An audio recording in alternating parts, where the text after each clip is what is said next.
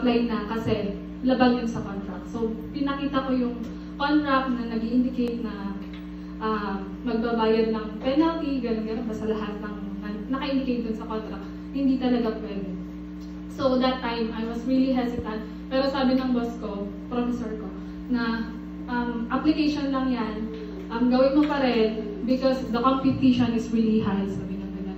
So, sabi ko, bilang isang masunuring estudyante, ayan, nag-apply pa rin po ako, nagawa ko ng mga requirements, and sabi ko, Lord, ikaw na talaga bahala.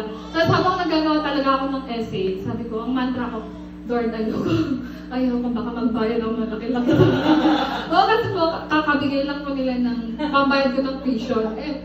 Malaki-laki. So, sabi ko, hindi ko kayang bayaran. So, sabi ko, ikaw na bahala, Lord. Tapos, last week, I received a great news na nakuha po ako. Ako po yung nakuha sa scholarship grant nila. And then, that same day, sabi ng professor ko po is, you should be honest with Sharka, sabi niya.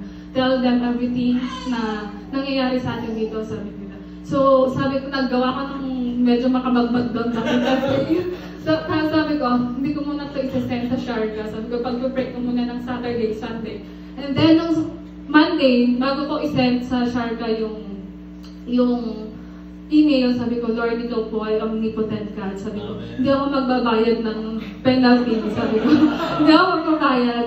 But at the back of my mind, sabi ko, Lord, pwede bang ma-maintain ko yung scholarship ko sa Sharka and meron pang bago. Sabi ko, and praise God, dalawang scholarship pa So, sabi ko, hindi, sobrang undeserving ko doon sa grace na yun. Kasi sabi ko, ang prayer ko lang, Lord, ang prayer ko lang kaninang umaga is hindi ako magbayad. Sabi ko, pero sabi ko, binigyan mo ako ng scholarship grant from the Philippines na sobrang bait ng director, sobrang bait ng mga tao. So, sabi ko, sobrang undeserving ko ng love and grace ng Lord na yun. So, sabi ko, kaya lahat ng kapurihan talaga sa Lord. Kasi kung ako lang hindi ko kaya, so praise God po talaga. Amen.